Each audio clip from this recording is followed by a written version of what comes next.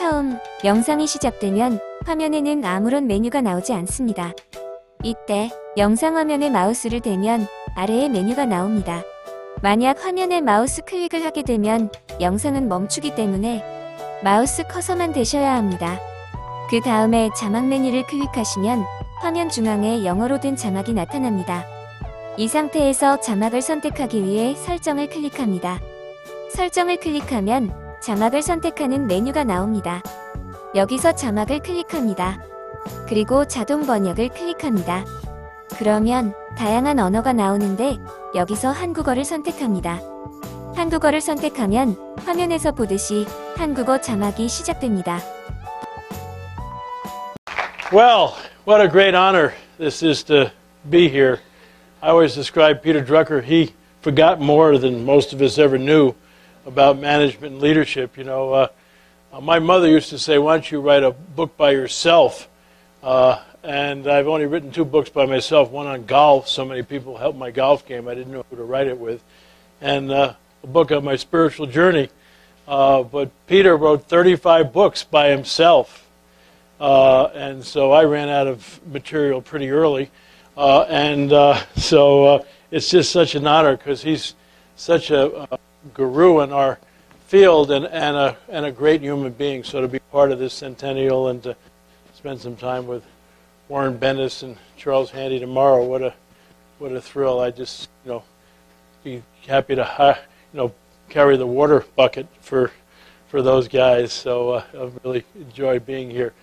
Let me just share with you what I'm spending most of my time now is trying to help people lead at a higher level. And we define leading at a higher level as helping people accomplish worthwhile goals while taking into consideration the needs and concerns of all involved. Making money is not a worthwhile goal. It is a byproduct of doing good things. And so when we talk about leading at a higher level, we're really talking about, in many ways, a triple, a quadruple bottom line, which I wish Wall Street would adopt, which is that profit is the applause you get for taking care of your customers, treating your people well, and being a good citizen in your environment. And you want to be a provider of choice, you want to be an employer of choice, you want to be a citizen of choice, and sure, you want to be the investment of choice too. I was reading, I was telling the group earlier, a wonderful quote from the Dalai Lama recently, and he said that businesses are complex organizations. They are not money-making machines. And he said that sure, making money is important so that organizations can what? Do good things. But he said human beings can't survive if they don't have food or water. But to define us as, gatherers of food and water and all really misses the point. We need food and water so we can do good things and make a difference in life. And I think that's what's really true. So what I want to talk to you about is if you're going to lead at a higher level, what would that mean in this tough economic times? And I'm suggesting to people that there's 3 things we need to focus on in tough economic times if we're going to lead at a higher level. The first one is, as leaders, we need to be bearers of hope. If you're not hopeful, then your people are in big trouble. It doesn't mean you should deny the truth about the present reality, but what you really need to do is to say, we can make this through this. We've done this in the past. We're very fortunate, Margie and I have a 94-year-old entrepreneur on our board of directors. And he said, come on, I went through the Depression, 29. He said, they didn't have any systems or anything. He said, this is tough, but that was really tough. So Pat has been just a wonderful perspective setter for us. And so that you really need to be bearers of hope and say, we can do this. Let's hang together. This is tough, but we can make it. And to show you the power of being hopeful, why don't you all stand up? I want to do a couple of things. First, what I want you to do is, within the limits of where you are sitting, I'd like you to take about 30 seconds and greet as many people as you possibly can, but greet them in a special way. greet them as if they're unimportant and you're looking for somebody much more important to talk to. So if you could, okay.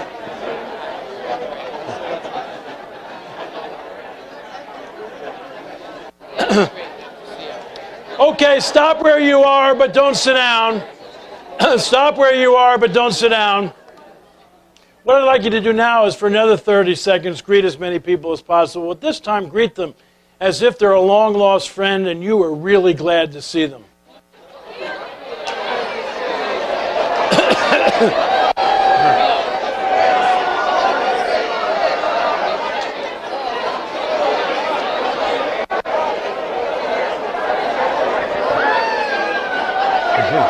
Okay, you can sit down. You can sit down. You can sit down. When I'm not in California, I always say to people, why do you think I did that besides I'm from California? And we're going to bring in some hot tubs a little bit later. But the reason I did that is that if you want to run a great organization, great family, great church and all, you have to know how to manage people's energy, including your own. Which of the two activities was there more energy in the room, the first one or the second one? Second one, significant. And what did I do to change the whole energy? All I changed was what you were thinking about.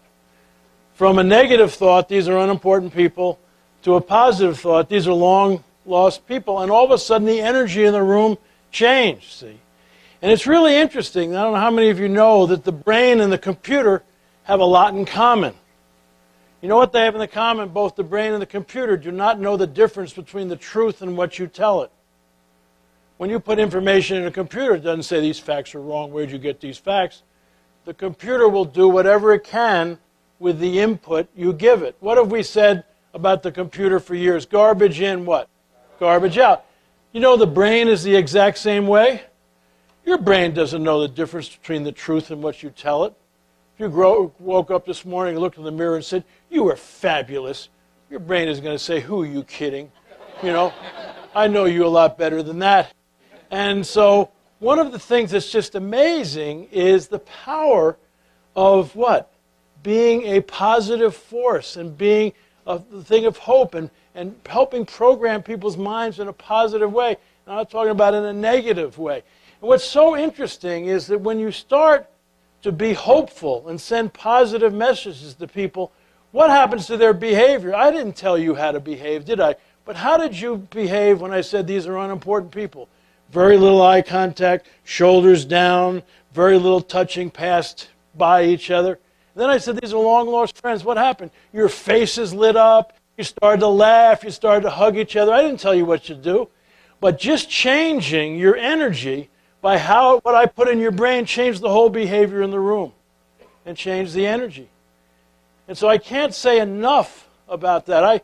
I started a golf school a number of years ago. I'm a golf nut. And it was so funny. You know, I'm not a teacher of golf, but I worked on the mental part of golf, which is such an amazing game because golf is so much like life because you get good breaks you don't deserve. You get bad breaks you don't deserve. You get good breaks you do deserve. You get bad breaks you do deserve. Sometimes you're playing better than you should and you got to deal with success. Sometimes you're playing worse and you got to deal with failure. All in 4.5 hours. And that stupid ball is just sitting there and nobody else can deal with it but you. So it's really kind of fascinating. But we would have people come to our golf school and say, oh, I'm terrible out of sand traps. And we'd say, you can't hit out of the sand, can you? They said, how do you know? You said you couldn't. You know, I mean, how are you going to do more than you think? And so we used to say to them when they got in the sand, I love the sand. I'm one of the greatest sand players on the West Coast. You know, I mean, the mind doesn't know. You've got to be kidding me. So we first had them be really positive, and then we had them walk like they knew what they're doing. Because your physiology, which you all did, should follow your beliefs. Okay? And so we'd have them walk into the trap. Hey, let me in there, baby. Man, I'm one of the best, you know. And then, of course, we teach them some skills, and it was amazing how they could get the ball out of the sand trap. Because they started to think that they could do it and walk like they could do it, and then they could take the things. But you get people saying, I can't do it. No, you can give them the best teaching in the world. They're not going to do anything. And so the first thing I want to really emphasize with you, in all your interactions and all, you got to be a bearer of hope. If you got a bunch of niggers around you, dump them. Get rid of them. You don't need them in your life. I mean, I don't even look at the newspaper anymore, except the sports section or the news. I spoke with Vincent Peale, the old positive thinking minister. He was 86 years old when I met him, and I loved what he said. I said to him one day, Norman, why doesn't the news publish more good news? He said, I'm so glad they don't. He said, if good news was news, there wouldn't be much of it going on. He said, the only reason bad news is bad is not much of it happening. And when you really think about business, you think, listen to the local news. There's a fire, a couple of rapes, maybe a murder, and all that, but millions of people got home and nobody says anything about it, and they even take care of their families. You know, and so what we got to do is, I was on TV recently, they said, what do you think of this economic downturn? I said, you finally accomplished your goals. You've been programming our minds for so long, and all once you get off of it. And so what we need to be is bearer of hopes. The second thing is that you got to look at your people as your business partners. I've seen so many organizations, tough times, they get behind closed doors, the top manager, figure what are we going to do, and all everybody's sitting out there trying to wait. Wonder what they're going to do. That's the stupidest thing in the world. Because your people know all kinds of things that you don't know. You got to invite them as your business partner. You know, we had our greatest year last year. Our company, we got 320 folks working for us. We have an office in Toronto, London, and Singapore, and partners in 30 nations. And we had the greatest year in the history of our company, 30 years last year. But you could see it starting heading down in November and December. January, it hit the toilet and all. And really could see that the data that we're going to be down 20% or more and all that kind of thing. And we had a 30-year anniversary planned. And so it was supposed to be a 2-day celebration. We took one of the days and we brought in the Wildworks group that has worked here at the Drucker Center. And with 350 people, we brought people into small groups and brainstorming ways to cut costs, ways to increase revenues, all kinds of things and all. Why? Because they got so much data. They know what's ongoing out there. You know, one of the things you got to get is that none of us is as smart as all of us. And somehow people think in organizations that all the brains are in the top of the organization. That's crazy. You got some of the smartest people in the world that can really help you there. I was last summer, the summer before, I was with Southwest Airlines when the gas price was a real problem in the airline industry. This was before the economy hit the skids. And here's Gary Kelly, the new CEO and president, took over from Colleen Barrett, and Herb Keller is both still involved, saying to people, we need your help. You know, what can we do to increase revenues? What can we do to cut costs? And it was from one of their employees that they came up with this whole thing where you can call ahead to Southwest Airlines and get, you know, a privileged thing for $35 or something. You can get in the front of the line, you know, because normally they don't have any first-class seating and all, but you at least can get in front of the line.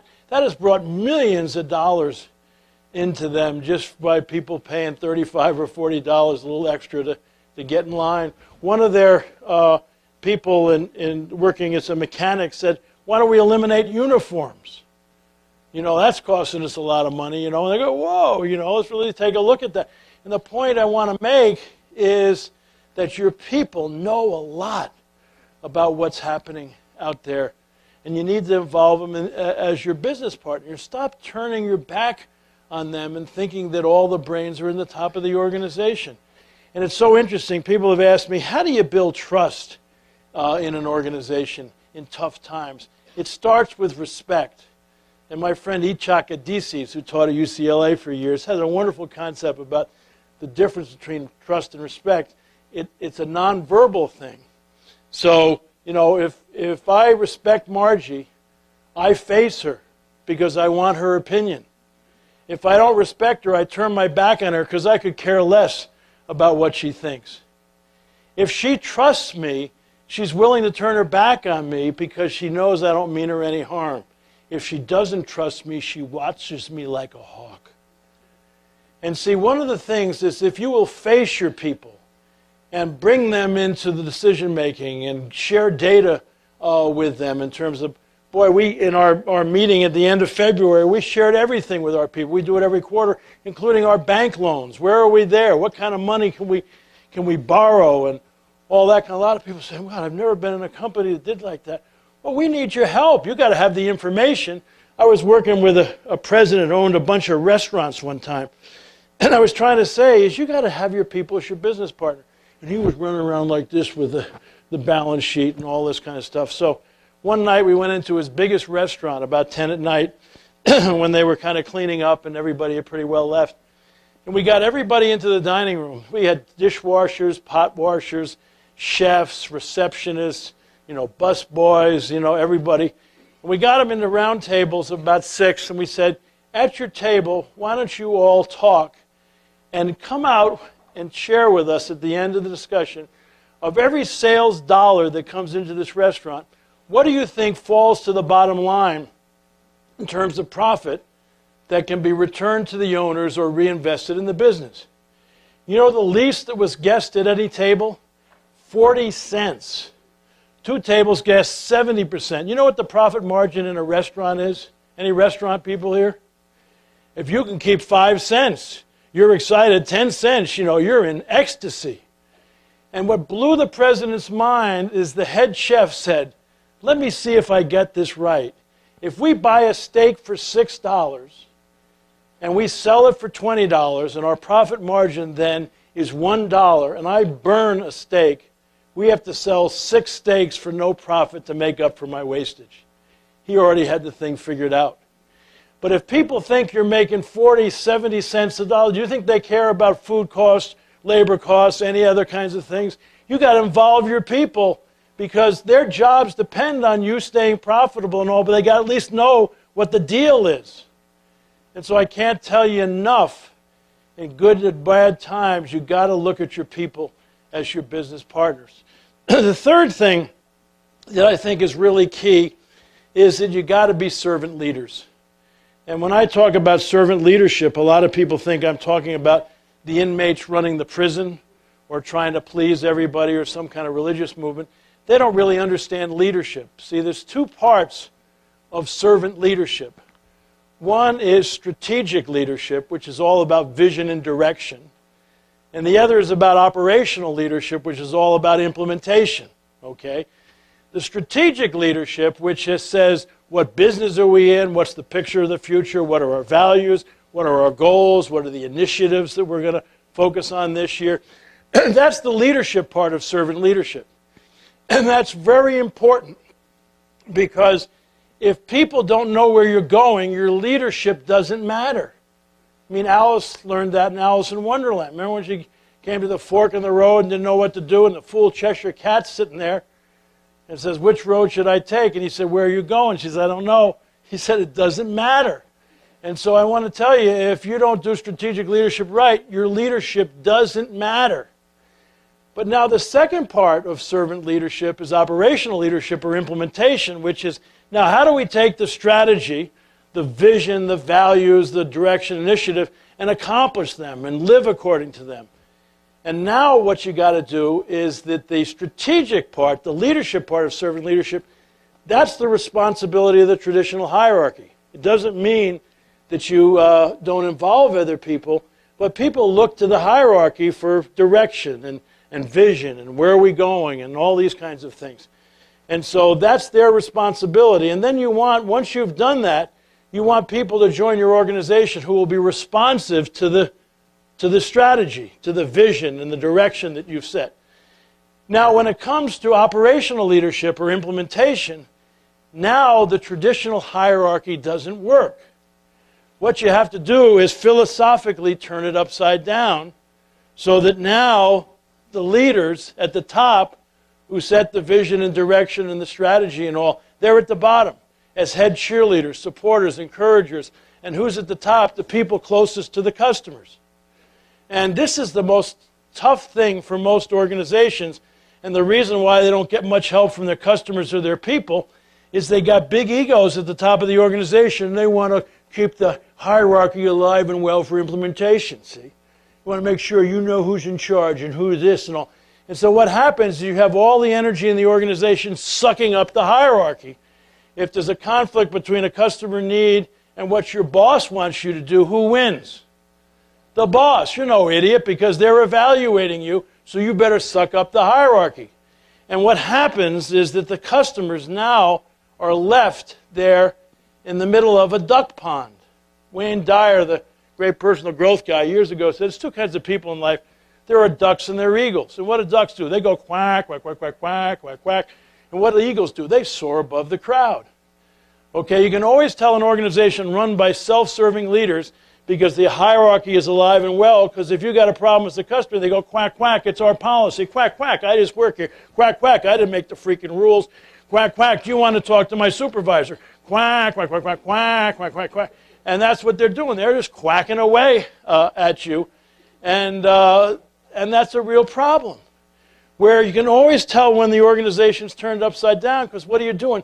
You're dealing with eagles who can soar above the crowd. They'll say, don't worry, I'll get back to you. I'll take care of it and all. They can bring their brains to work. Just to show you a couple of fun examples of this, when I travel, I have this thing I put around my neck. I call it my geezer pouch, you know. As you get older, you forget things. And in my geezer pouch, I have my passport, and I have my license and my ticket and my itinerary and a pen and pencil, and I go around the airport, you know, and all that, you know, and I got everything here.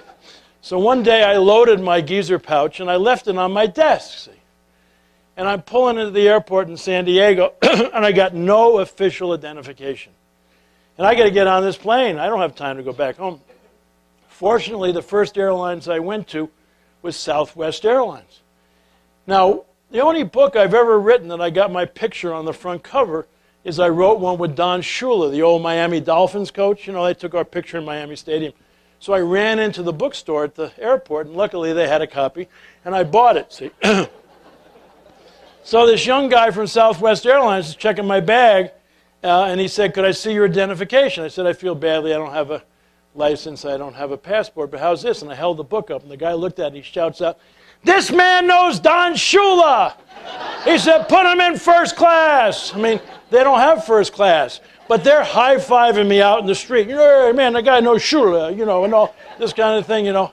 And there's an older guy there, and he says, I know the security guard's upstairs.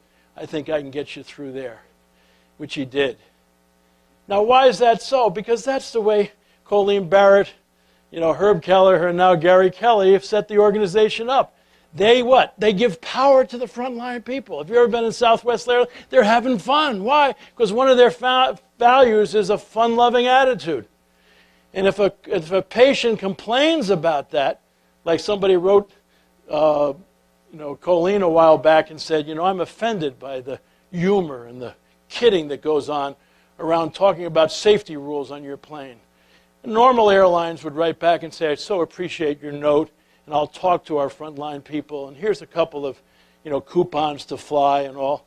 You know, Colleen wrote back and said, goodbye, you know, I guess you're not going to be flying with us anymore, you know, because that's their culture, and they put the power there, and they want to have fun there, and so that's what you can expect there, because they can make those kind of decisions on there. The next airline I had to go to was one of the ones that's always in financial trouble, talking about Chapter 11 and all. And I showed my book. This is before they could overnight my license to me. And, man, the duck doo-doo started to fly. I mean, oh, quack, you better go to the ticket counter. I went, quack, you know, you better talk to my supervisor. We call the supervisory duck the head mallard, you know, because they just quack at a higher level. Have you ever had some of them? And I tell you, within about 10 minutes, I'm talking to a guy in a suit and a tie. And I said, could you get a life, you know? I mean, you really think I superimposed my picture on this book to get by you? I mean, I got to go by security to see if I got any weapons. You're just trying to check if I'm the same guy, you know? And, man, he was angry, you know? He was a bureaucrat, so I said, man, I better change my strategy. So I sucked up. I went, oh, my God, it's such a difficult job you have making these kind of decisions, you know? And so he finally let me through, you know? But if I hadn't changed my style, I'm dead, you know. And but that's just what you see, you know. And when you set up servant leadership, then what? People are empowered. People can do things. Now I'm going to give you one last example. I'm going to give you a government example, because most people think, oh man, if you can put it off in the government. Well, the worst situation I've ever had with the government over the years, I don't know about you, is going to the Department of Motor Vehicles. Have you ever experienced that? I always thought they hired human beings that hated other people. And, you know, they just beat you up in a really systematic way. And we live near Mexico, and the way they treat our good Mexican-American friends is just really amazing. Now, of course, you all know in California, we don't have to go there all the time. I don't know, what is it, every 10, 12 years you might have to take your written test. So, man, I kept away from there like the plague, but I have problems forgetting things, but I lost my license, see. And I'm going on a big trip to Europe in 2 weeks, so I thought I better have a license to back up my passport, you know, because you never know what'll happen. And so I said to my secretary at that time, Dana, and I said, could you schedule at least 3 hours next week at the Department of Motor Vehicles? Because that's about how long it takes them to beat you up. And so I went over there, and I walked in the front door, and I knew something had happened. Because this woman charged me, and she said, welcome to the Department of Motor Vehicles. Do you speak English or Spanish? I said English. She said, right over there. The guy behind the desk said, welcome to the Department of Motor Vehicles. How may I help you? It took me 9 minutes to renew my license, including taking my picture. So I said to this woman taking my picture, what are you all smoking here? You know, I mean, this isn't the apartment I used to know and love. And she said, haven't you met the new director? It's always a leader. It's always a leader. It's always a leader. And I said, where is this new director? And they had these, you know, kind of shelves or not, you know, whatever, counters in the front, and then counters going down the side. They welcomed you here. You took your pictures down here. Out behind the counters, no privacy, you know, is the desk. She said, there's the new director. No private office, no nothing. So I went out to meet this guy. And I said, what's your job as the director of the Department of Motor Vehicles? Write this down or put it on your forehead. It's a wonderful definition of a manager. He said, my job is to reorganize the department on a moment-to-moment basis depending on citizen need. You know what he had done? He had cross-trained everybody in everybody's job, so everybody could take pictures, everybody could run the front desk, including secretaries and bookkeepers in the back of the house, who, if there was a run-on by citizens, he said, that's not mission critical, get out here, the citizens out here. Nobody could go to lunch between 11:30 and 2. Why? That's when the citizens are free, see? And so this guy is really amazing. Now, just to show you how amazing it is, shortly after this, my secretary turned 50, and she decided that she was going to get one of those mopeds or one of those scooter deals, and she's going to bop around Southern California, see? So she gets this beauty, and she never even thought about a license. You know, she thought car license, you know, moped, you know. No, you got to get a license. So she goes over to the Department of Motor Vehicles, and she gives her name to this woman behind the counter. And she said, and she looks at it, and Dana had never had a ticket in her life. Not one mark on her whole license. And this woman says, that's incredible, your record. And she said, I'm looking at it, though. In 3 months, you're supposed to come back to take your written driver's license again. Why don't you take both tests today? Dana said, tests? I didn't know I was supposed to take a test. And she's panicked. I don't know if they were teaching these people human relations, but this woman reached across the counter, patted her hand. Oh, Dana, with your driving record, I'm sure you can pass this test. And besides, if you don't, you can always come back. So I want to tell you one of the interesting things, before I tell you what happened, is I recognized some of the people in this place, and they were people who used to beat citizens up. And now they're cheering them on. What do you think the difference is? Leadership, you know, vision, values, and all. So Dana goes over and takes the test, brings it back to this woman. She falls one correct answer short of passing both tests. So officially she fails. This woman says, oh, Dana, you are so close to passing.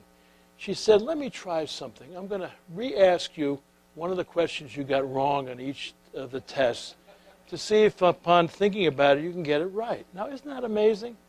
But what's really amazing is there's only 2 answers to each question. She said, Dana, you chose B on this question. What do you think would be the right answer? A, you pass, you know. And so I was telling this story one time, and at the break, a bureaucrat came up. And you can always spot the bureaucrats.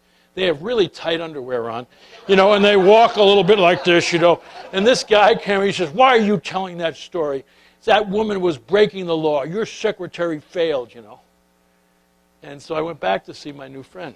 And I told him the story. And he said, Ken, let me tell you one other thing. When push comes to shove around decision making, I want my people to use their judgment before rules, regulations, or laws. He said, the judgment of my person was, your secretary had a perfect driving record. And she didn't feel that was fair to that kind of citizen for one missed thing to bring him back. He said, I guarantee if your secretary missed 3, 4, 5 questions, she wouldn't have given him the same. But in her judgment, that was the right thing to do. And he said, I would defend her decision with my job. Would you like to work for a guy like that? You see the whole concept?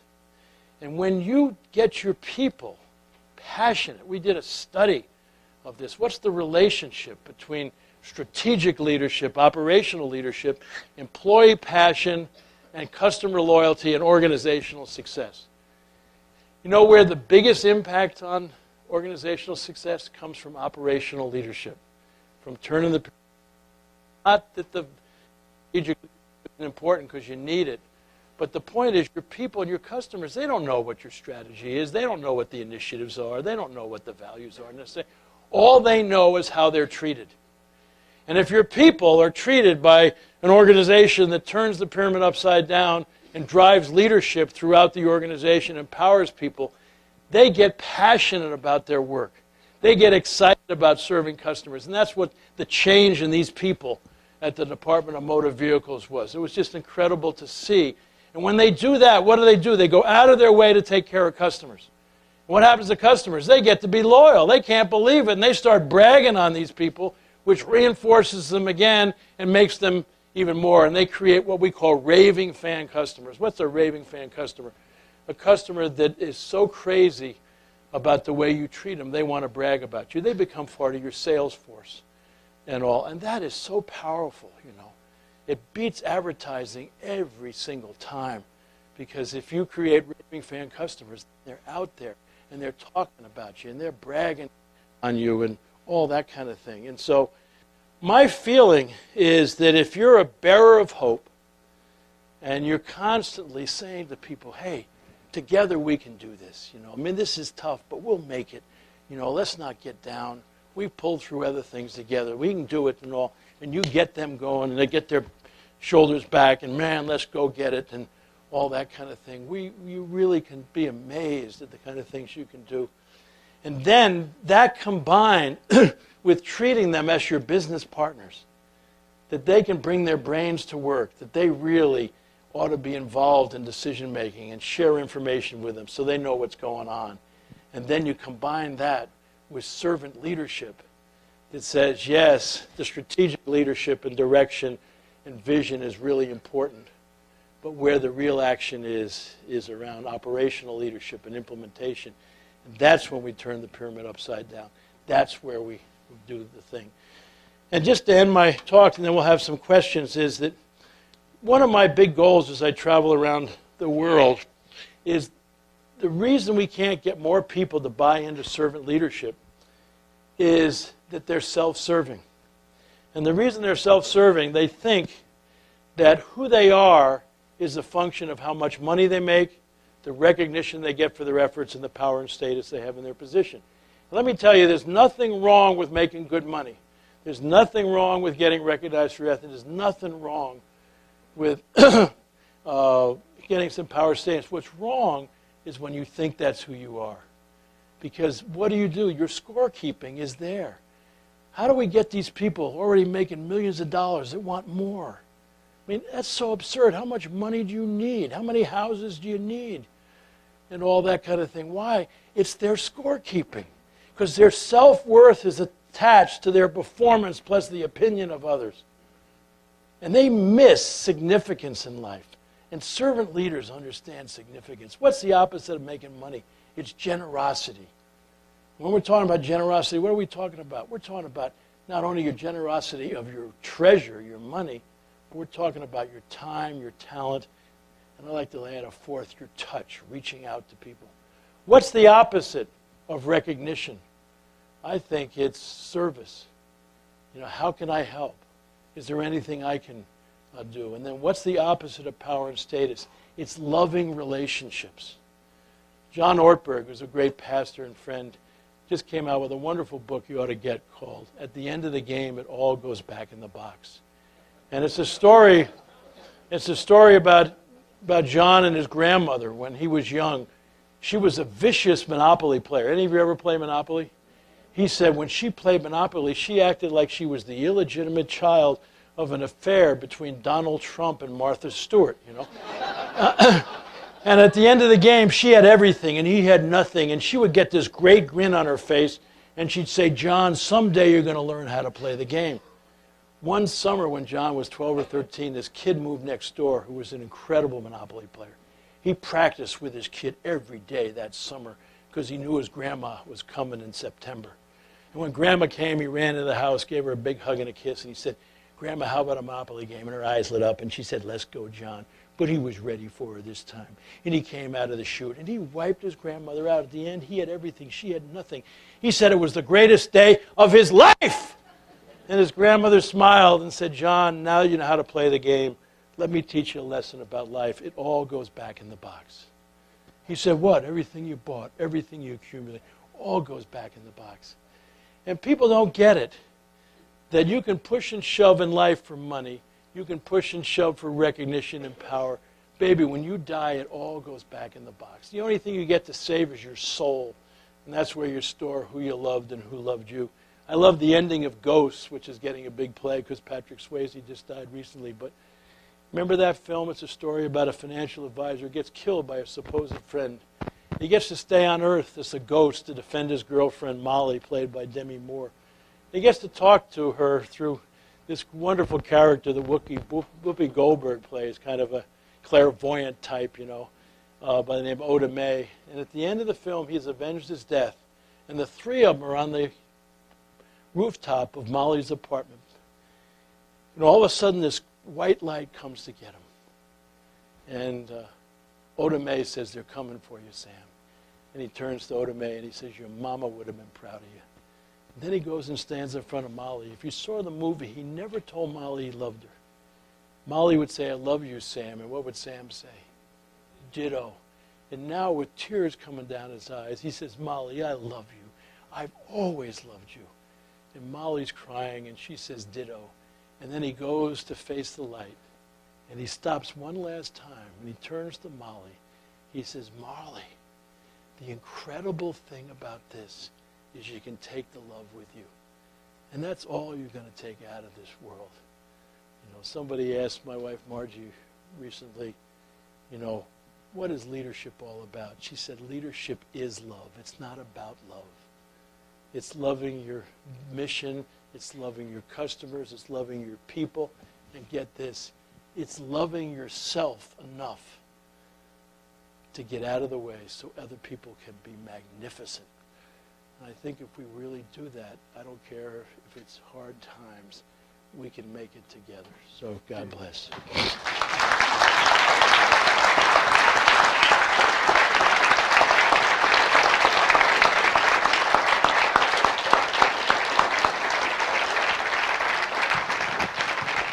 Well, I think we can all now understand why Ken has sold 18 million books.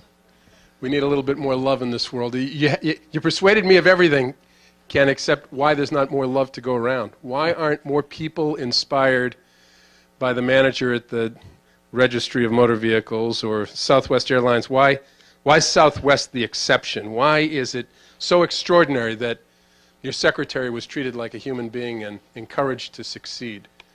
Well, one of the things I've found is that the biggest addiction in the world is the human ego, which stands for edging God out and somehow thinking you're the center of the universe. And we edge God out in two ways. One is false pride, where we think more of ourselves than we should.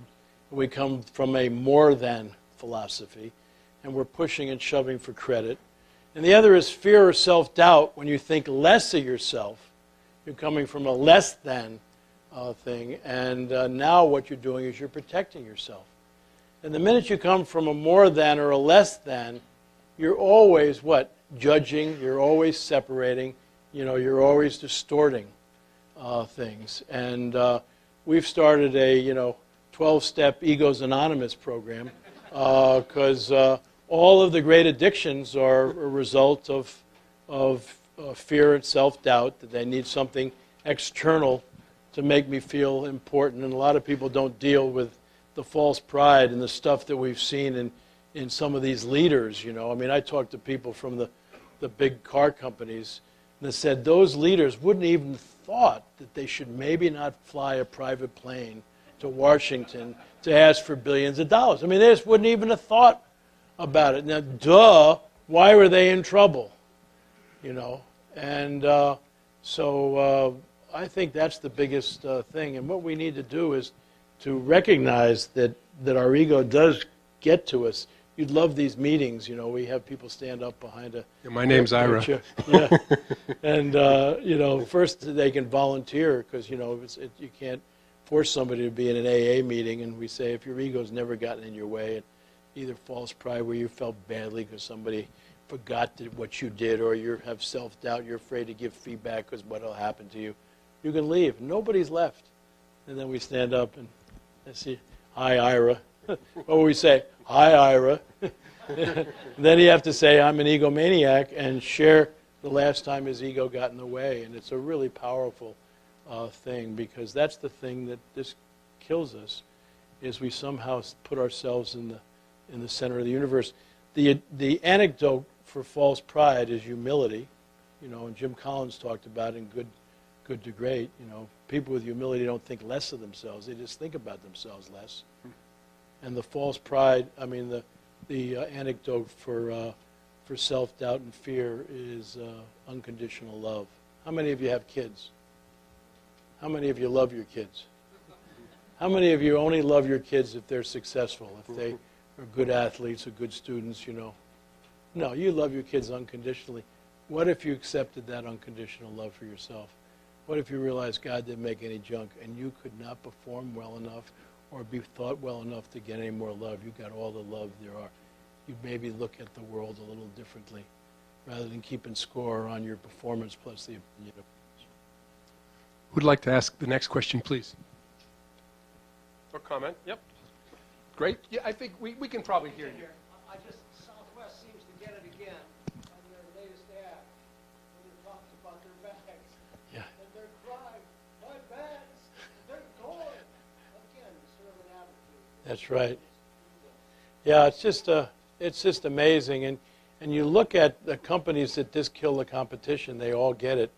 Like Chick-fil-A, every time you see anything in the fast food industry, they're number one. They got less than 2% turnover and 1,400 restaurant managers, from 1,400 restaurants. Their hourly, turnover is 75 to 100% less than anybody in the industry, First time I spoke to all the managers of Chick-fil-A, the president stood up and said to all these people, if you're going to err with our people, please err on the side of mercy. And I said, do you all realize the company you work for? Next time I spoke, I had to follow Michael W. Smith in the Chick-fil-A choir, And you look at that. You look at Synovus, chosen the #1 company. Fortune finally said, stop applying for the best company to work for, because they created an all-star list completely based on servant leadership. It's just Ritz-Carlton, based on servant leadership. Horst Schulze, who started the whole thing. It just can name company after company that just kills the competition, and why people don't want to get it. And it's the human ego that keeps them from, and all those kinds of things. Who's next, please? Stand up. Thank you.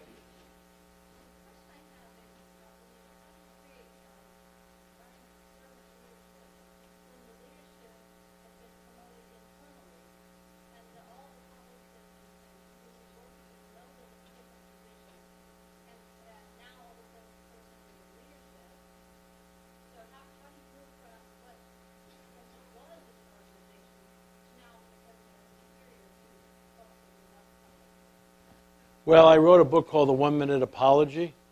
And so you might start off by saying, I couldn't sleep the other night, because I suddenly got this position. And I was just thinking about, what I could do differently that could make a difference. And I want to apologize for anybody that I might have, led in a different way. But this is where we're going. And people ask me, how do you turn a self-serving leader into a servant leader? There's only 3 ways I know. One is a near-death experience. That's very helpful. People almost die. They look at the world very differently. Second is a spiritual awakening, and I've seen that happen to people. And the third is a significant role model. And so you just look at, it's maybe getting up to that position. All of a sudden they get a chance to interact with some people and start to look at best practices and start to realize maybe there's a better way to do this and all. But so often leaders don't want to act like they're vulnerable, like they maybe made mistakes in the past and all. I think that that's one of the ways to build your image and your people, because they all know that you're not perfect. And the quicker you admit it, the better. And I think that's, and yet you just don't get anybody who wants to do that, They all want to cover up. I mean, I wrote the 1 Minute Apology after the whole Clinton thing, with Monica Lewinsky. If he had just gotten up in front of the country and said, can you imagine what a jerk I am? Here's the President of the United States carrying on in the Oval Office. I apologize. I just, hope that somehow you'll be able to forgive me. The whole country would have said, all right, Billy, stop it. And we would have gone on, we could have run the country rather than sitting around there trying to prove something, Good apology is probably one of the best things you can learn. Mr. Blanchard, your 3 routes to teaching how to be a servant leader suggests to me to be a little cantankerous at this point. There's not very much of a role for business schools, for B schools. That's not a part of the curriculum, I don't think. So how do you see the role of business schools, management schools? I tell you that I was including them, and I appreciate you bringing that up in the role model. I want to tell you, one of the biggest thrills I have, my title is I'm the Chief Spiritual Officer in our company. I leave a morning message for everybody in our company, and I do 3 things. First, I tell them who to pray for, because people tell me who's hurting and all that kind of thing. Then I praise people, and then I leave them. And one of the most powerful things, when all those Harvard MBAs signed that code of ethics, and I wanted to say, wow, now we're starting to cook, And I think that if business schools really started to teach servant leadership as the only way to lead, and it's not soft management, it's the only way to do it, and they don't have to go with the faith-based stuff. You can go with Greenleaf stuff or other people. I think we can really make a difference, and I'm really optimistic. We're involved in 2 master's degree programs, one at the University of San Diego, and it's a Master of Science in Executive Leadership, and then at Grand Canyon University we have an Executive MBA. And what we do is we intersperse the program with the basic business acronyms that you normally get in an MBA program. But we start off with self-leadership. The first thing is for people to look at themselves. What's my mission in life? What are my values? What's my leadership point of view and all. I think a lot of people have never taken a good look at themselves. Then we move to one-on-one leadership, which is now about building trust. And once you can lead another individual, then you can go to team leadership, and we move to that. And that's about building a community. None of us is as smart as all of us. And then we end with organizational leadership, which is, how do you run an organization, which is a bunch of departments and teams and all, with both results and people. And we intersperse that throughout the program. And it's a really powerful kind of thing. And I think a lot of people are saying we come away from this differently. And I think it's because, we're modeling different kinds of things. And I think that's what we need to look at our curriculum. I'm so pleased. A decade ago, you couldn't have found an ethics course probably in most business schools. And boy, they're there now, and they're really powerful. And I think we could really take a look. I think we've been spending too much time training business consultants and financial analysts, and I have nothing against those fields, but we need some leaders. Well, it's a real joy to be with you, and hope some of the thoughts I share might be helpful. Let me just end with one story. I became a big fan of the Special Olympics over the years, and one of my favorite stories, they even made an ad over it, in Spokane, Washington, a number of years ago. In the 100-yard dash, they had 9 contestants in the male 100-yard dash, and they were all down the starting blocks with like the regular Olympics, and the guy with a gun, bang, it goes off. And these 9 young people just race out of there as fast as they can, given their handicap or disability. And about a third of the way down the track, one of the kids tripped and fell. And he tried to get up, and he fell again. And he just lied on the track, and he just sobbed and cried loudly. 2 of his opponents heard him crying and stopped where they were and turned around and headed back towards him. The other 6 people raced for the gold. And these 2 young people helped this young guy up, and the 3 of them held hands and walked across the finish line together. And the crowd initially didn't know how to compute this. I mean, it was beyond their belief. And then when they finally got it, they stood up and they gave him a 10-minute standing ovation. And let me just say that you can make the world a better place. People say, do you want to make the world a better place? Yeah. What do you do? And everybody laughs. You can make the world a better place by the moment-to-moment decisions you make as you interact with other human beings. You know, if somebody yells at you in the morning as you leave the house, you can either yell back or go back and give them a hug and tell them, hope your day is better. Somebody cuts you off, you can, give them the finger or send them a prayer.